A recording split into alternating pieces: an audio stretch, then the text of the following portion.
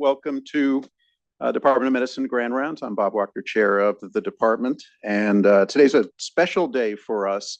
I don't think we've named the whole day Harry Hollander Day, but it sort of is. Harry was residency director here for nearly a quarter of a century, 23 years. And one of the many things that he gave to this department is an intense love of diagnostic reasoning, and trained really a generation of scholars in how to think about clinical diagnosis. And so as part of Harry's day, we're having a dinner in his honor tonight. We decided to do for our Grand Rounds another case in what we're now calling Hollander Round. So we've named our clinical problem solving cases after Harry. Not that he invented the format, but he really brought it a certain rigor to thinking about cases and diagnosis to UCSF and to our department. And he also begat a number of disciples who learned as residents from Harry and took the scholarship of diagnostic reasoning forward. And so I'm thrilled that two of Harry's trainees, who have become incredibly well-known internationally in their own right as great diagnostic reasoners and teachers of diagnostic reasoning, are our speakers for Grand Rounds today. They are Ravi Geha, who is an associate professor here at UCSF, based at our VA, and Reza Manish, who was a resident here and then unfortunately flew the coop originally to Johns Hopkins, now at UCLA at the VA down there. They are known for a whole lot of things, but one of them is the co-founders of the Clinical Problem Solvers, which is a podcast and a very much broader initiative covering diagnostic reasoning and much more than that, many aspects of clinical medicine, immensely popular and something that we're very proud of. So this is a clinical problem solving case. The case that we're presenting will be unknown to them, known to me, but and we'll get to see their reasoning. So with that, let's go ahead and get started. I think most of you know this. The ground rules is that they have not heard about this case. So this is somewhat terrifying to try to do this, but they are incredibly good at it. But the key is that we're not here to see whether they get it right, although I know they pay some attention to that. The key is to learn from the thought processes of master clinicians and master educators. They are not magicians, and I think you'll see you don't have to know everything, although it helps to know something. And in an increasingly AI-driven world, I think that will be one of the tensions of how much you do need to know. Going forward, we may talk a little bit about that along the way. It's about the journey, not the outcome. And we will ask some of you for your thoughts as we go along, and you're free to do the same if you'd like to call a friend and enjoy. I hope and trust that this will be fun. And I think one of the things Harry taught us is this is one of the most important things that we do as internists and one of the most fun things that we do. Any comments before we get started, gentlemen? I just want to share on. Make sure that's on, is it? Yep. Then hold it closer. Yeah, it's an honor to be here every single time, but especially today. And I think that cannot kick off this case by sharing our gratitude to everyone for especially for the honor for being here on Harry Hollander Day, which is such a treat. I distinctly remember as a fourth-year medical student on an away rotation sitting across from Harry, nervously so, and getting to know him over the course of the years has been an honor for both of us. And so thank you for having us, and I'm very excited to give it a try today. Great. All right. And yeah, hold the mic pretty close to your mouth when we go. All right, let's go ahead and get started. 77-year-old male with a history of COPD, type 2 diabetes, obesity, venous stasis, who messaged his primary care doc about 2 weeks of sinusitis and painful left lower extremity edema and erythema. First noticed that he could not fit his left foot into his shoe. Swelling progressed despite elevation and use of compression socks. He wrote to his PCP. This has never happened before unless 1969 counts, when I was in basic training and one of my legs swelled to such a size that I was hospitalized. It returned to normal. The doctors couldn't determine the cause at the time, diagnosed as probable cellulitis. It's a pretty impressive note from a patient, I think, huh? Any preliminary thoughts when you just hear this? Yes, I'm going to leave the medicine for Robbie to discuss. Perfect. I just wanted to make two quick comments. One, I'm not supposed to be here today. The only reason I'm here is that Robbie knew how important Harry is to me, and decided to share this today. So thank you for that. And then the second thing is I was having dinner with Asa Clemenzi last night at Zazzi's. He said, don't you get nervous about this? I said, no, because Harry taught me that this can be one of two diagnoses, either infectious or non-infectious. Uh-huh. I feel very confident. All right. Well, thank All right. Well, you've made the diagnosis already. That's terrific. All right. Let's go ahead and go. Robbie, do you have any medical? Yeah, I'll talk about the case maybe a little bit. I think as soon as I saw the chief concern, I think a powerful rule that really came to life was to be very, very cautious about two chief concerns that are more than 3 feet apart, which is that the tendency is to try to say that of course they have to be related. But I think at first glance, I think it's probably wise to say, okay, this patient has some issues here. Let's evaluate that and get to know that a little bit further.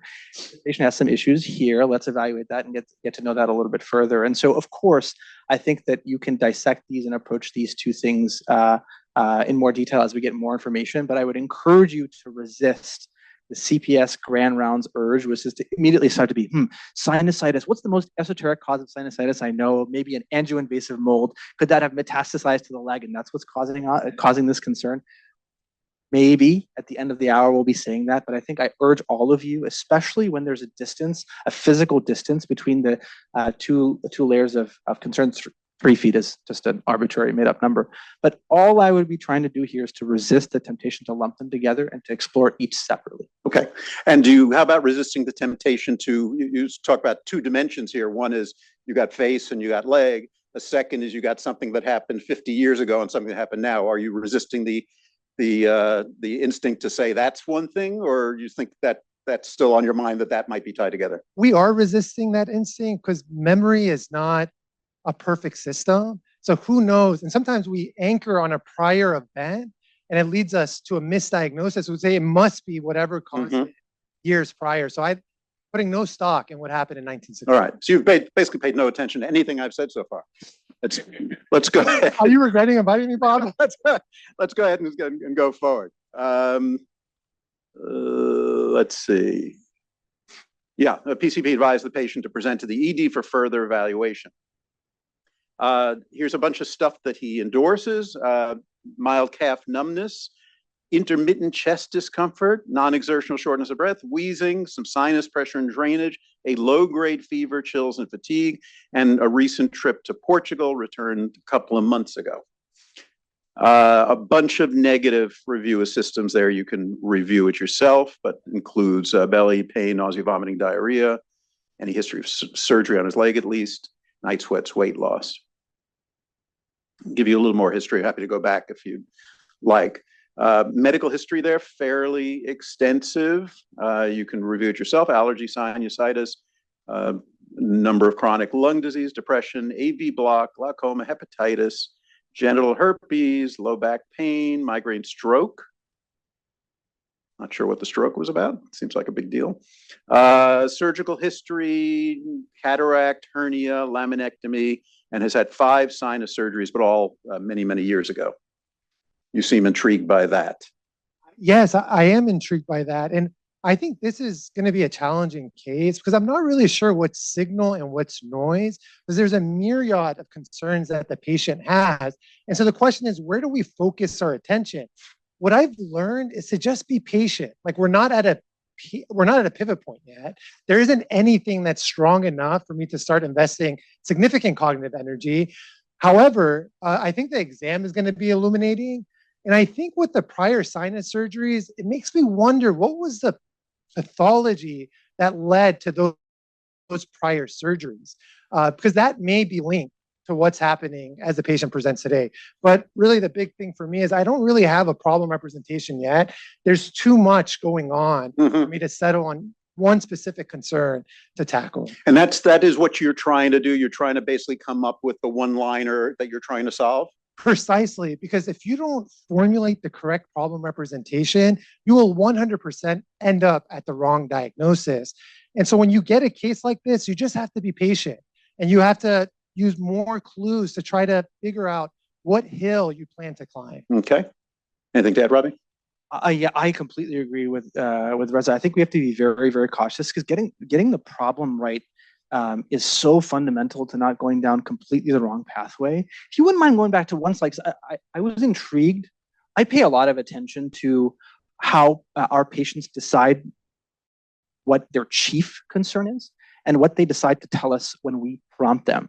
And I find it very intriguing that the sinusitis and the leg rise above the level of shortness of breath.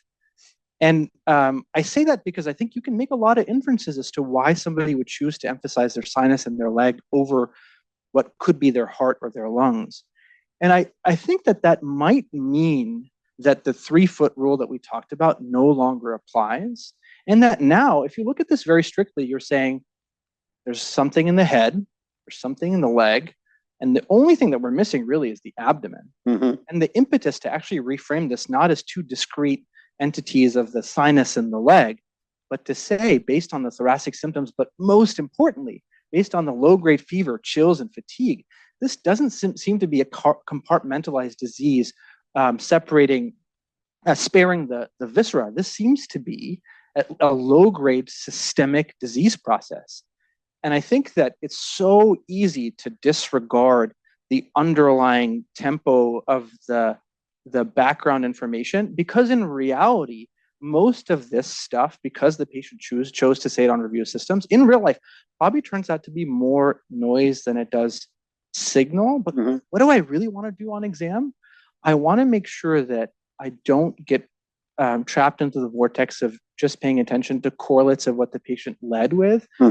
Say, hey, is there actually a signature in the chest, and is there a signature systemically? So the one vital sign that I probably won't get unless I ask for it is a weight, is something I'm really, really intrigued by. Because if this stuff is signal, it probably will be accompanied by weight loss. And if it's not accompanied by weight loss, this probably is distractor. So that's an interesting cognitive leap you just made. So sinus and leg, I guess maybe there's some 3-foot rule, too far apart to be connected. I made it up. And add in shortness of breath, and no longer are you thinking about discrete things, but now you're packaging them. Is that because shortness of breath has a certain kind of salience? It sort of rises in level of importance, and if you had just given that as the chief complaint, it would have dominated it? Or it's now 3 things, and that seems too weird for them to be 3 independent things? Yeah, I think that the underlying assumption here is that there are no benign causes of shortness of breath or spontaneously resolving ones. There are many spontaneously resolving conditions that involve the sinuses and the legs. And so I think that a specific explanation for the shortness of breath is needed. And by the way, I retract that. I did not come up with the 3-foot rule. Yeah. Colleague and mentor Mike Najad did, and then full credit for that, or not if it doesn't. Yeah, it may not work, in which case you now know who to blame. Okay, good. But helpful to see how you're thinking about it. It really is. You add that in, and now it feels like there's something involving multiple parts of the body. It's hard to now just say it's 2 discrete things. And something low grade and sneaky. And I think the tricky part about this stuff is it's not in your face shortness of breath and hectic fevers. It's something that's been trickling on for a little while. Great. Okay, let's hear a little more. Some meds, statin, timolol, Tylenol, and ibuprofen, some ophthalmic stuff, and a bunch of supplements. Make anything out of any of that? Journey the unmute button. Nada. All right, we'll move on. Past history. Born in Germany, raised in Iowa. Pretty common pathway. Professor and veteran, also not that. Got a lot of interesting combinations here. Lives alone in San Francisco, goes to Europe a bunch of times a year. Family history. Father and mother died of probably cardiovascular disease at reasonable ages. Health-related behavior. Former smoker, but quit a long time ago. Alcohol, 6 drinks per week, and denies other substance use. Physical exam. Afebrile, little bit desaturated, 94% on 2 liters. Little systolic hypertension, otherwise fine. We don't get a weight. Karina's put the case together, is nice enough to put the red stuff and to help you. Constitutional okay. Minimal tenderness to palpation over the sinuses with some clear drainage. Cardiac exam, normal. Pulmonary exam shows some wheezing. Abdomen appears to be benign. Extremities, the left lower extremity edema with well demarcated borders, pitting edema to the thigh, tender to palpation, and pulses are okay, sensation seems okay. Right leg, trace pitting edema to the calf, neuro seems fine, and skin, no rashes or lesions. Comments? Yeah, totally. I think the oxygen saturation surprised me, and that's something that the final diagnosis must explain. Interestingly enough, a lot of patients who are labeled as having COPD or asthma never actually have a pulmonary function test. And I think in a case like this, where we're worried about multiple organs being involved, it's really important to look at the prior data to see if this diagnosis of COPD was in fact confirmed or not. Because if it's a new diagnosis later in life, maybe we question that and we think of a mimicker like EGPA. I think with regard to the sinus tenderness. Oh, the mimicker was what? EGPA. Was that? Oh, EGPA is eosinophilic granulomatosis with polyangiitis. Of course. Oh, sorry. Just testing you. Oh, okay. What did that used to be called? I put away what it used to be called. Okay. Let's go with what it. All right. I think Wegener's, if I'm not. It was the old Wegener's? Or Schurz. Strauss. Thanks. Thank you. And then you have the sinus tenderness, and I think that's intriguing. He's had issues with his sinuses in the past, and it would be really interesting to see if you can link sinus, lung, and what's happening in the lower extremities. I think the main key here, Bob, is that not all wheezing is due to COPD or asthma. There are other causes, and like confirming those diagnoses by looking at prior data is going to be important. And something with the lower extremities that was really interesting is that oftentimes when someone presents with a unilateral problem, we assume it's only unilateral. But remember, sometimes a bilateral process starts unilateral, or an asymmetrical process dominates your eye and your mind where you don't pay attention to the other extremity. So here, the leg being edematous makes me think anatomically, is there something happening at the level of the skin and soft tissue? Is something happening at the level of the muscle, the fascia, the bone? And then in that review system that you presented, there was calf numbness. Now that's a peculiar finding that I would investigate further. And I don't know if that's because of the edema compressing the superficial nerves. And then finally, going to that right lower extremity, it just makes me wonder whether this process is initially unilateral, where we automatically jump to stuff like DVT, cellulitis, Charcot's, but rather, given time, does it become bilateral? And really what we should be exploring is causes of bilateral lower extremity edema. So let me show you a picture. Any comments on that? Yeah, I think. So I'm impressed and surprised by the degree of erythema. I think it really stands out in the visual. I see that the foot really has. You mentioned that the patient has chronic venous stasis too. You see, given the medial predominance, especially on the right and left. So what is it that you're queuing on to tell you that you think it is venous stasis? The medial predominance on the right and the left of the erythema. Of hyperpigmentation or? Yeah, of erythema, hyperpigmentation, and of course the sock sign, which I think I see only on the right side, suggesting that this has been going on for some time. I also see. So a sock sign meaning where at the margin of his sock you're more likely to get hyperpigmentation. Exactly.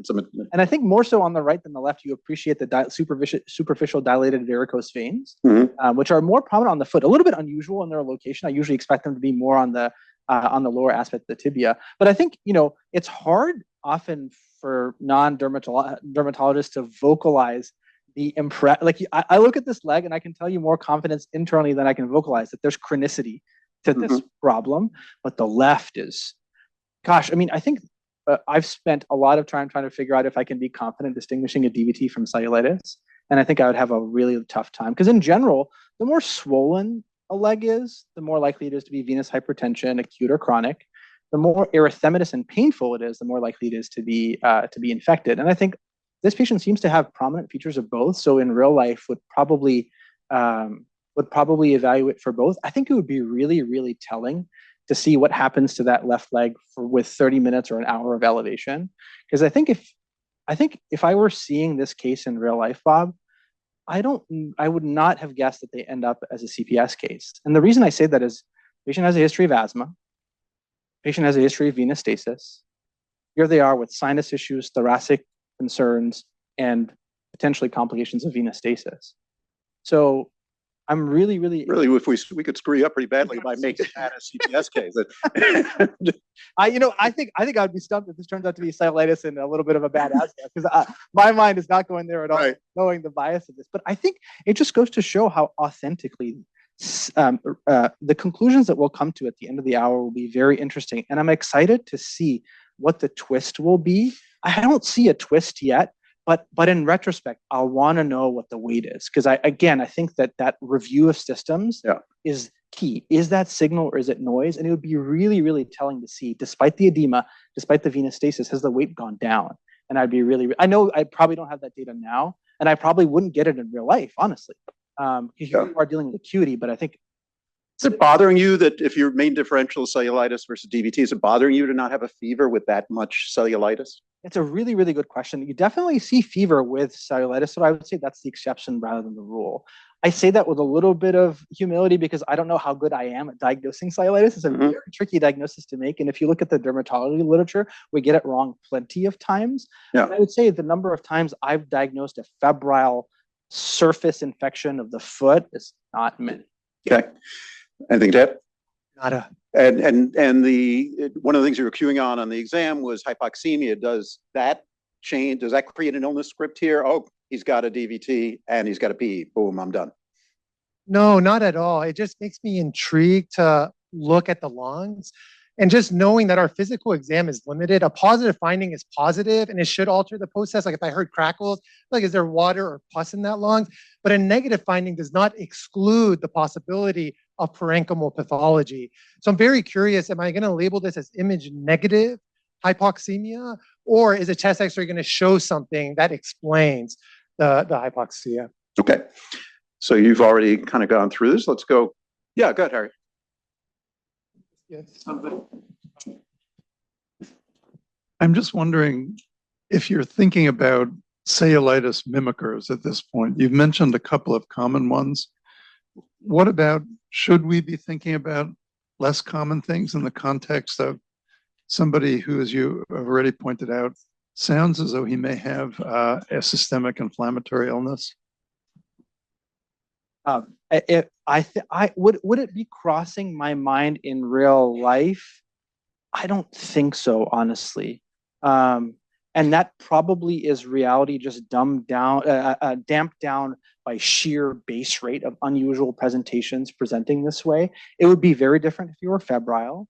I think it would be pretty different if he didn't have the context of the venous stasis and the COPD to have inlets to unusual presentations of those diseases. So if I'm being authentic about what I'd be doing in real life, I don't think I would be right now. I clearly should be, based on where we're going. Well, based on the fact that you're at under rounds, right? and honestly, I'm really excited to see in retrospect if there was a clue, and I'm excited to learn from you in retrospect if there was a clue that we could latch onto now. I think you can say, oh, this is a. I'm not going to say that word again because I'm thinking in the back of my mind.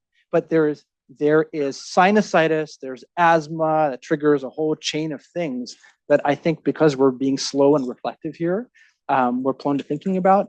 I'll say it again, the only thing that would change my mind in the moment is if I saw weight loss. I think that would really make me worried. Okay, pretty skinny right leg. Yeah, agreed. And then the observation on the toes too. Yeah, there are things there, but I don't know if I would with the sort of data we have now. Okay, let's go on. We have a little anemia, a little low iron, a little A1C, and a little TSH. Electrolytes seem fine. Maybe a tiny elevation in creatinine from baseline. Glucose 153. LFT's fine. Albumin 3.1. Any of that interesting or surprising? Not surprising, but interesting, yes. In that the low albumin, the anemia, the high ferritin points to this underlying inflammatory process.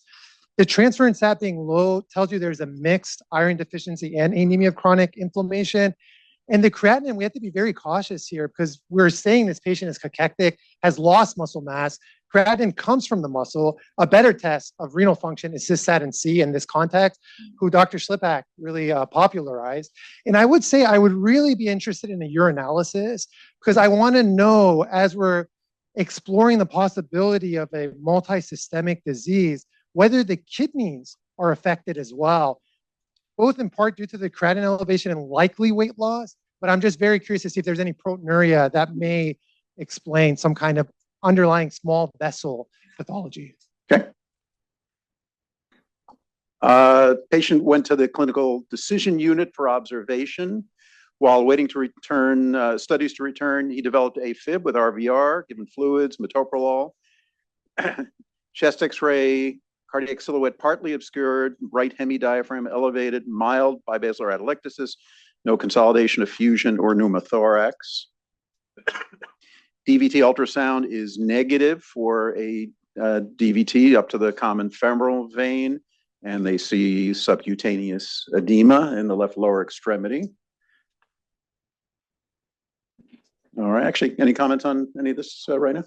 I'd emphasize that negative DVT ultrasound, the performance characteristics of that are phenomenal. So I think that in the world of common things being common, you would probably say, okay, I'm going to treat this patient empirically for cellulitis and watch what happens to that leg. I'd say the AFib here is very, very telling because, again, you could park that right next to the COPD, but the development of it in this context, with especially noting how prominent the edema was on that left lower leg, makes you. That's when I would be a little bit systematic and say, okay, what causes the trigger of atrial fibrillation with RVR? And I think a three-pronged simple way of thinking about that is the patient has an increased sympathetic tone for whatever reason. And here, with the possibility of an infection, that's a very plausible explanation.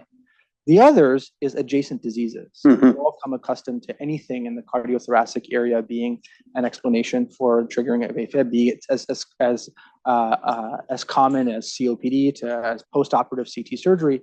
But that hypothesis, that sort of adjacent structural disease is what I'm really thinking about because we've not lost track of the fact that this patient had long-standing, and a key word here, long-standing non-exertional shortness of breath. Mm-hmm. I hear that, and I think that this case, the development of atrial fibrillation and the pickup of hypoxemia pushes that front and center in my mind. I say, what could cause somebody to feel short of breath that would not be affected by their exertion? Is it the heart? Unusual. Is it the lungs? Unusual. Is it the blood? Unusual. Or is it the common denominator, i.e. the mediastinum? Mm-hmm. To skip over a deep dive reflection, but if you are dealing with a systemic disease that lands in the chest, it's probably landing in the chest because of mediastinal lymphadenopathy or mediastinal vascular issues like the pulmonary artery or the aorta. So even with a completely normal D-dimer in this instance, as you showed us on the next slide, I'd be really interested in actually looking at the mediastinum in this person, in large part because there seems to be no pulmonary parenchymal or overt cardiac, i.e. heart failure, other arrhythmia. So I'm long story short, I'm really glad that they got the CTPE, both for the PE aspect, but also to really visualize the mediastinum. So you're thinking, so you would not just say AFib because sick person and maybe inflammatory state, but you're wondering, is something tweaking the heart that's causing it? And there are a whole bunch of structures nearby, and it sort of goes with the shortness of breath. Something's going on that we haven't found out what it is just yet. Way better than I just did. All right, good. Let's CTPE. That is, oh, that's not projecting at all. I will tell you that is the aorta that is being outlined there. And we have a reading on it. Sorry, didn't project. Exam degraded by respiratory motion artifact, such that segmental and smaller emboli could be missed, but no large PE seen. Soft tissue attenuation around the thoracic aorta and proximal arch vessels, which could represent intramural hematoma or vasculitis. So you're wondering, is there something going on in the vessels, or the mediastinum appears to be true? Reza, what do you think? Yes, I'm reminded of Dr. Ken Sachs and a pearl he shared when I was a resident here. He said it's easy to diagnose a vasculopathy, but difficult to diagnose a vasculitis. And here we're faced with that on the CAT scan, where it seems like we have vessel pathology. And the question becomes, is that due to atherosclerosis and then a subsequent hematoma in someone who has a history of cardiovascular disease? Or is the vessel actually inflamed because of an underlying either infectious or non-infectious vasculitis? And I think back to Mike Najad's or Robbie's 3-foot rule, all of a sudden we're now making the connection between the sinus, the legs, and potentially the mediastinum.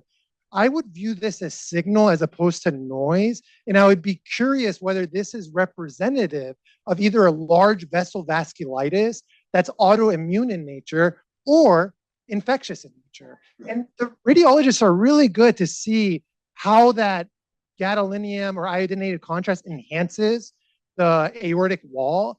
And based on its enhancement, if it's full thickness, et cetera, they can prioritize amongst inflammatory processes. So it could be that this is a hematoma from atherosclerosis, but I think it would be a mistake to dismiss this finding.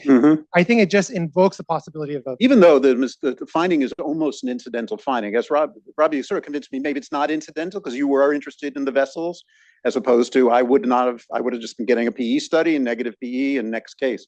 But so to you, it was not an incidental finding. It was something you were very interested in as you were trying to piece the whole thing together. As I said, we hang out once a week and do this together. And I think in many of our conversations, we've talked about how, of course, what we say out loud is probably not true, that the answer is literally in the history. But I think what we have passed on through generations is that a powerful clue to the answer in the history is, and yes, I think this, if the patient did not have low-grade fevers and he did not have non-exertional shortness of breath, this would probably be an incidental finding. But if you go back and you gain confidence that the patient is having periodic fevers at home, chills, and actually has non-exertional shortness of breath, I think this is a very good explanation for that finding. Now, the question I think is, you probably would believe that this is signal. The question is, it is quite a leap of faith to call this a vasculitis because the radiographic imprint of fat stranding may be a distractor. It also was a little bit of leap of faith because when we say vasculitis, we unfortunately assume it's autoimmune in nature when there are some infections and malignancies to also consider affecting the aorta. So I think resisting this is GCA right away is important. And there's 2 steps to that. How confident are we that it's inflammatory? And I'd say we'd be a little bit more confident based on the patient's symptoms. And then to take a brief pause and say, okay, I've said inflammatory. I know inflammatory plus vascular often means vasculitis, but it's often and not often enough. The patient has a cat and they have Bartonella, or the patient has an infiltrative malignancy and their anemia becomes more significant. So those would be my 2 cautions. I'm going to move on in a sec, but you're not only trying to piece together this finding, but you're still interested in the sinuses and still interested in the leg. Does that sway you that you have to figure out something that could be doing the aorta, but also involving those other organs? Does that tilt you toward an itis versus an infection versus something else? No, honestly, it doesn't necessarily. But if I'm in that vasculitis bucket that's autoimmune, all of a sudden I start thinking about a variable vessel vasculitis, something that it can involve all vessels as opposed to just specific large vessel, medium vessel, or small vessel, because we said it was the sinus. We have stuff going on in the lower extremities, and then we have this big aorta that's in. Okay. All right, let's I'm going to move along a little bit. Vascular surgery is consulted, given the concern for a hematoma. They recommend an 8-hour clearance of the contrast and to repeat the study. And I think you've kind of gone through this. Let's get some additional data. Vascular surgery recommended lowering the blood pressure in case in case it's bleeding. Given the erythema, started on empiric antibiotics for possible cellulitis. Repeat CT was done with contrast. Let's see if this shows up, not particularly well. The reading is mural thickening of the thoracic aorta and proximal arch vessels unchanged in extent and thickness from the recent CT and demonstrates attenuation coefficient in the high 50s.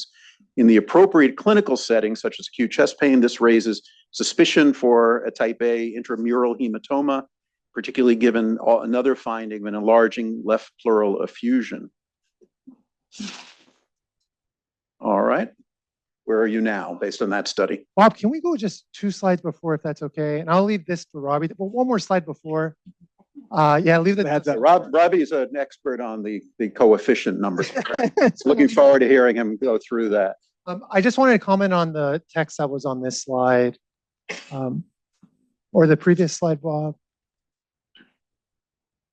Now I made you do all that. I feel like I have to say something really epic. Yeah, it's going to be good. I do have something epic to share. The labetalol, it's really important to realize, and I made this mistake as a third-year resident at the county hospital where someone was having an acute aortic syndrome, and I thought I just had to lower the blood pressure, and I gave hydralazine. What I learned from Lawrence Tierney is that no, you want to decrease the shear stress into the aorta. If you just give hydralazine, if you think about the physics formula of dP over dt, don't think about it, don't Wikipedia it.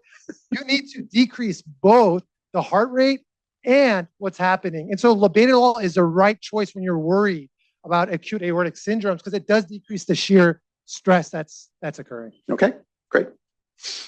You want to comment on the 50 coefficient, or we'll leave that one for another? One of my favorite things to get to say. I have absolutely no clue what that means. Oh, okay, good.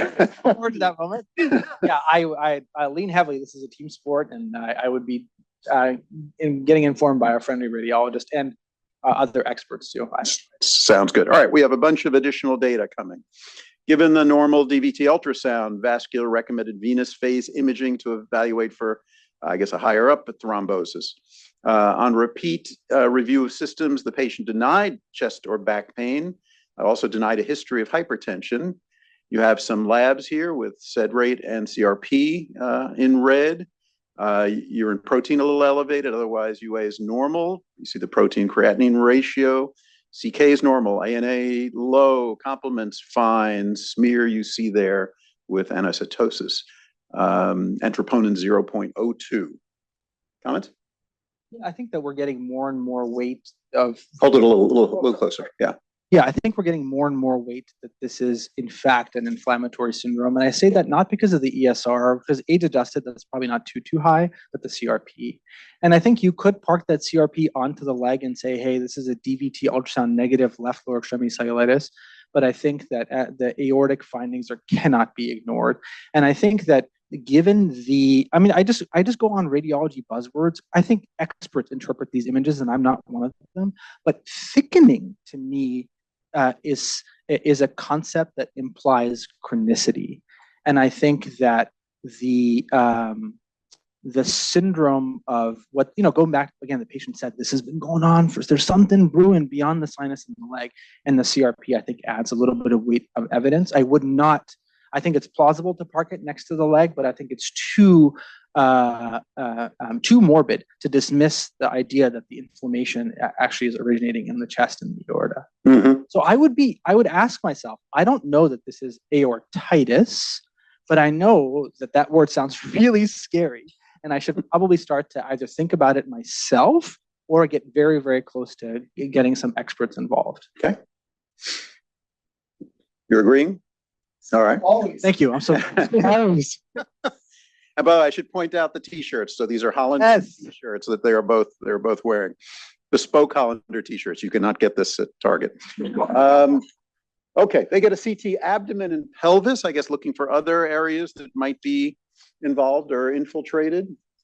And what they see is diffuse periarterial soft tissue thickening, or less likely mural thickening involving several arteries in the belly and pelvis, no lymphadenopathy.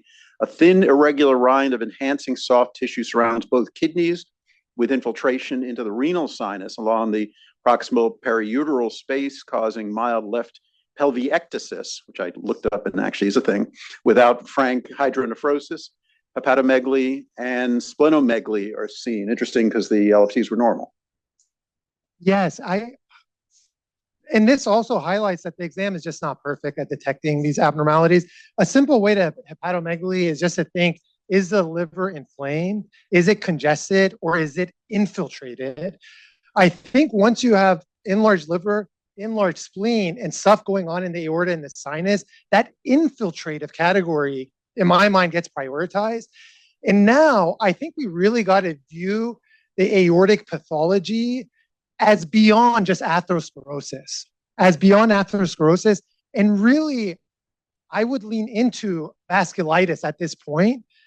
And in my mind, in addition to infections like staph, strep, syphilis, salmonella, and atypical stuff, I would be thinking about that autoimmune category. And I know with the kidneys and the finding around it, there is a pathognomonic finding for a rare diagnosis, Erdheim-Chester disease, which is hairy kidney. So I might talk.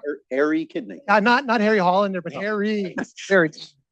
We named these rounds for him, but I don't think the kidney's been. No, the kidneys are not part of it. So like that category beyond like large vessel, which is giant cell Takayasu's, the variable vessel is relapsing polychondritis, but we don't really have any cartilage stuff going on.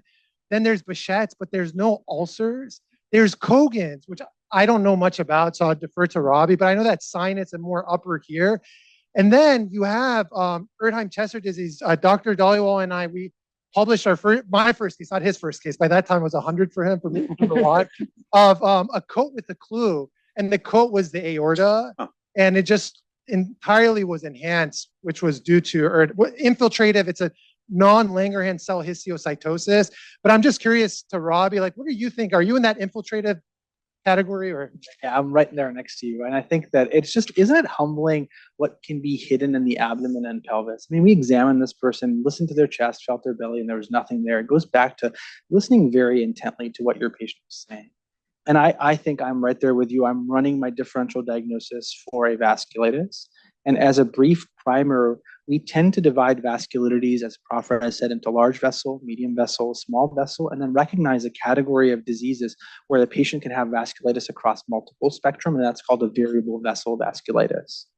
If you want to associate buzzwords with each of these conditions, you'll see a small vessel vasculitis affects the skin in the form of purpura and the kidney in the form of glomerulonephritis. Both of those are absent here. Medium vessel vasculitides are very, very cryptic, and they essentially affect most of the time the intra-abdominal organs, with polyarteritis nodosa being the lead example, though that can have skin manifestation. And then in in kids, really Kawasaki's disease and the heart. Large vessel vasculitides are the ones that we'd be entertaining here, involvement of the aorta. And I would just emphasize that as you start to think about the large vessel vasculitides, you'll be triggered to think reflexively of, based on age, giant cell arteritis in an older adult and Takayasu's arteritis in the younger person. Those are going to be the things that you think about the most. However, variable vessel vasculitides by definition affect all vessels, and you're going to be running that list as well. And then you're going to be a little bit cautious and remember that large vessels, including the aorta, have small vessels that feed them, the vasa vasorum. So there are rare presentations of small vessel vasculitides affecting the aorta. And so we had a case on our platform of somebody who had glomerulonephritis and aortitis, and they had granulomatous. I would say, what's the most powerful filter to apply that? Say, this isn't. The mic a little closer. Oh, this isn't just a vasculitis. This is this seems to be a vasculitis with a prominent extravascular imprint. Mm-hmm. And so in some sense, if you close your eyes and visualize what's happening, there is a disease infiltrating the liver and the spleen and infiltrating the blood vessels. And radiologists can actually study that and tell you, based on the pattern of inflammation, if it's circumferential around the outside of the aorta or partially around the outside of the aorta. So this is why I'm right there with Prof. Rez, and I would be, of course, prioritizing based on base rate GCA in this patient, but the infiltrative pattern is very, very. What is GCA? Giant cell arteritis. And you'd be prioritizing just because it's a more common disease than some of the less common diseases that Reza mentioned. You say older adult with aortitis, you have to lead with GCA. It's just so common. Unusual, less common version of that. It's probably still more common than anything else. But the weight of the infiltrative pattern is so strong here that you would probably say, okay, now let me go to that variable vessel category and pursue that not in lieu of, but alongside. And that's when I go back to the leg, because I agree with Prof. Rez. The radiographic imprint here is very telling at Erdheim-Chester disease, and Erdheim-Chester disease will universally have bilateral bony involvement in both legs. So now I'm wondering, hey, was I wrong about the inflammation being in the skin? Was it actually in the bones? And importantly, going back to the sinusitis in a vasculitis world triggers the notion of the ANCA-associated vasculitides, which we talked about how they could loop back in and cause aortitis through the vasa vasorum. But I want to make sure I'm not assuming that it is image negative sinusitis, because histiocytic diseases can actually have bony destruction of the sinuses. A very common, you might remember from step 1 or step 2 days, you can get proptosis from the histiocytic diseases, a reminder that they like to take up space in the skull and the legs. So, yeah. Okay, so we're coming to the end. I want to make sure we have time for discussion. It sounds like you want a bone film of some sort. Is there a blood test for any of this stuff, for either GCA or your hairy kidneys? As a general rule, serology is amazing for small vessel vasculitis and not so good for other forms of vasculitides where tissue is often the issue, with some exception. Okay, so you think bone film, and then ultimately we're going to need tissue. All right. All right, did that. Admitted here, you see a whole bunch of tests: APLS negative, IgG subclass normal, LDH normal, RPR non-reactive, no evidence of lymphoproliferative disease, TB negative, renal ultrasound. It's basically saw what they saw before, a little less conspicuous, and they get your leg film and diffuse soft tissue swelling, but really not a change your thinking. I have to go because you commented on the bone. I would just say start, but not the gold standard test. The gold standard test is a technetium bone scan. I don't know the performance characteristic of an x-ray. Just know enough to know, okay, that's helpful. It would have been helpful if we were positive, but I wouldn't close the book on it yet. Okay. PET scan, unfortunately, you cannot see. So you're going to have to believe us that it shows multiple sites of abnormal hypermetabolism involving most of the large artery walls in the chest, abdomen, pelvis, lower extremities, renal, adrenal, pericardium, and several foci in the lower extremity bone marrow. Extensive subcutaneous edema and fat straining with associated hypermetabolism in the left lower extremity. And we get a biopsy. I do want to mention something. The teardrop cells on the peripheral smear, an easy way to remember that something's invading the bone marrow, and I'm here looking at Sam, is that when the bone marrow cries, it cries out teardrops. And that's when you can think of something infiltrated. But, you know, really, for me, Robbie, this seems like a widespread infiltrative disorder. And that's more specific than just saying inflammation. And that's when we think about stuff like amyloid, lymphoma, sarcoidosis, and histiocytes. So I think I'm right there with, like, I'm really curious of the biopsy, but I think it's a good fit for non-Langerhans cell histiocytosis. And is that the same as the Erdheim chest, same disease? And these other infiltrative diseases you just mentioned, why not? Okay, so for lymphoma, LDH is a poor person's test for it. If it's really high, it's helpful, but it was normal. The peripheral flow cytometry is good for liquid cancers like leukemia, less good for B-cell lymphomas, but good for T-cell lymphoma. Mm-hmm. But there isn't much lymphadenopathy and None. such, so that's out of the sarcoid. I'll say it's not sarcoid. Okay. With confidence. All right. Then I think, like, If I say it is, how are you going to feel? I'm not going to say that, by the way. Sorry. Say that it's not too late for me to mediate resident. I know that's what he would say. All right. It's not sarcoid. All right. Anything you want to add? Harry? Oh, Maggie, go ahead. Does the lack of brain involvement give you Lack of brain involvement give you any clues? I think that it would. I wonder if it's hard to appreciate the presence of brain involvement given the baseline glucose activity on a PET CT scan.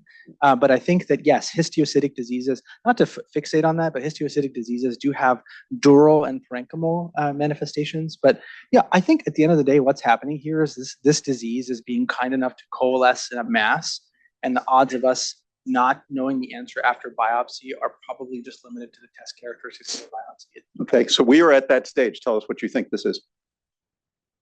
I would say that I would have a mild to moderate confidence on what the biopsy will show, because all the vascularities that start with a G have the word granuloma in them, and all of them have an infiltrative phenotype. So I would not be shocked if this patient has a more infiltrative presentation of either GCA or GPA, but I would say that the prominent perirenal soft tissue presentation is very evocative of Erdheim-Chester disease. So I would be open to all three of those and open to honestly any answer, because I think it's important to do so. But I would be least surprised if we see non-Langerhans histiocytes on the path. Yeah, and he might be younger than me, but I look up to him. Yeah. I agree with everything he said. Okay, Harry.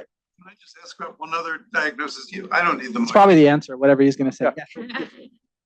IgG4 disease, Oh, shoot. another cause of that large vessel vascular sheathing. Just ask because of the retroperitoneal.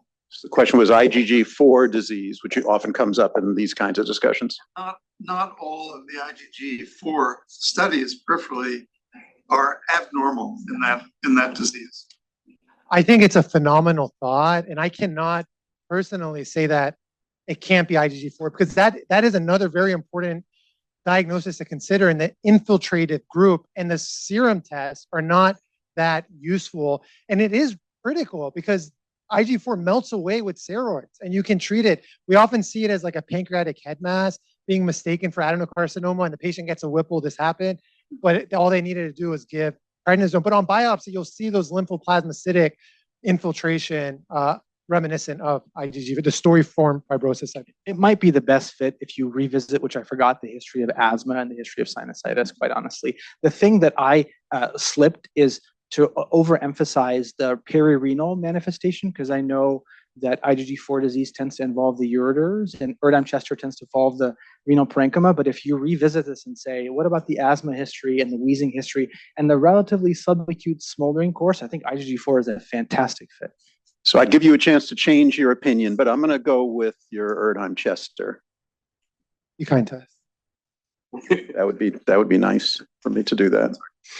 Biopsy results: histiocytic proliferation involving adipose tissue, and you see some positives and negatives of various CDs, and some genes, and bone marrow biopsy, hypercellular marrow without evidence of tumor or myelodysplasia.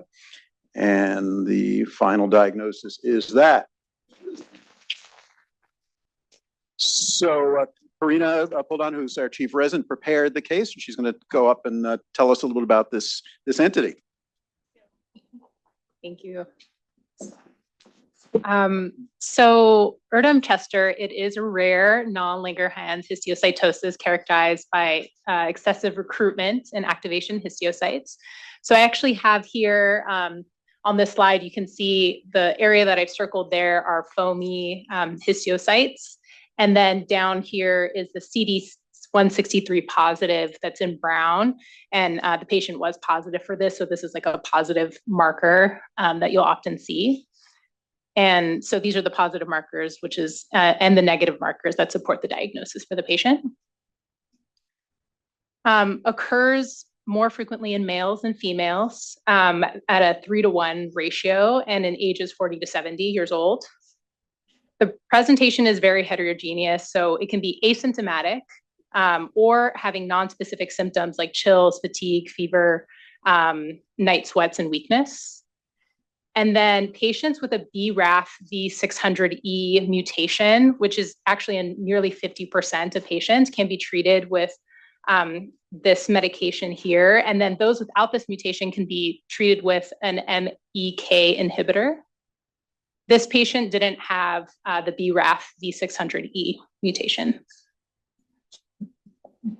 And so sites involved are bone, the maxillary sinus, the skin, the cardiovascular system, the lungs, the retroperitoneum, and the CNS.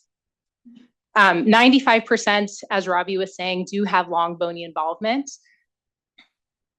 And then 20% of them have this vascular involvement, including perivascular infiltration, periaortic fibrosis, and then they can have this coated aorta, which is what we were seeing on the images. And this finding is really strongly associated with Erdheim-Chester. And then for the retroperitoneal infiltration, we have the hairy kidneys as well, which is also really characteristic of this. And so just to kind of go over the differential diagnosis that was discussed. So really, they zeroed in on the fact that this was a subacute infiltrative process. And so we have these histiocytic infiltrations, Erdheim-Chester, and then we also have the Langerhans cell histiocytosis, IgG4, as Harry had mentioned, and then lymphoma, though this patient didn't have any lymphadenopathy. And then other things that we commonly think about, amyloid, sarcoid, hemochromatosis, HLH, and then Rosai-Dorfman, which is also a more rare diagnosis. So just a clinical summary, the patient was diagnosed with Erdheim-Chester. It's subacute and infiltrative in nature.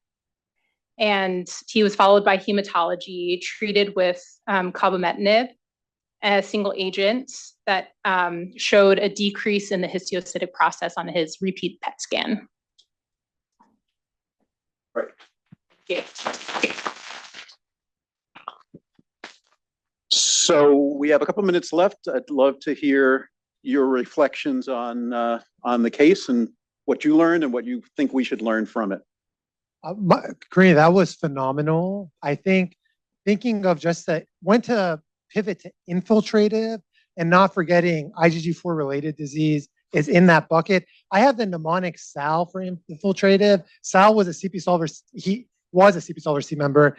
He's still healthy. He's doing okay. Sarcoid, amyloid, lymphoma. But my biggest reflection is just once you start getting multiple organs, being able to activate that infiltrative category was the key, I think, to diagnose this. Mm-hmm. Yeah, I think for me, this case just tugs on so many different things about sniffing out signal from noise, and then to really gain momentum once you have all the imaging findings that we got. And I think, again, in retrospect, I asked myself, like, what would push us to have turned this into a CPS case when at the beginning it wasn't? And I think it really is attention to detail to what the patient is telling you. And I think in increasingly busy lives where we're so inclined to move to the next step, when things aren't going well or you don't have a grasp on what's going on, this will sound like a stereotype, but I cannot emphasize how important it is to go back. And for me, it's that slide of the Rio systems that is really the most important thing I think we learned today. And in retrospect, what do you think his shortness of breath was about? I mean, I think when somebody reports a symptom of discomfort here that is not manifest when they exert themselves, it really is, I think, no different than a chest irritation of some. Mm-hmm. And so I think he was saying he feels short of breath, in large part because his aorta was inflamed, but it didn't affect his exertional capacity because thankfully the aorta doesn't play a pivotal role in that until it gets really, really. Mm-hmm. Think the leg from 50 years ago had anything to do with this, or just red herring? I don't know enough to be confident, but I would say probably red herring. Yeah, cool. With maybe a minute left, Harry, any comments you want to? I'm never going to think of this thing other than hairy kidneys. It's going to be stuck in my brain. Any comments from anybody? All right, why don't we quit? Thank you, gentlemen. Thank you, Karina. That was terrific.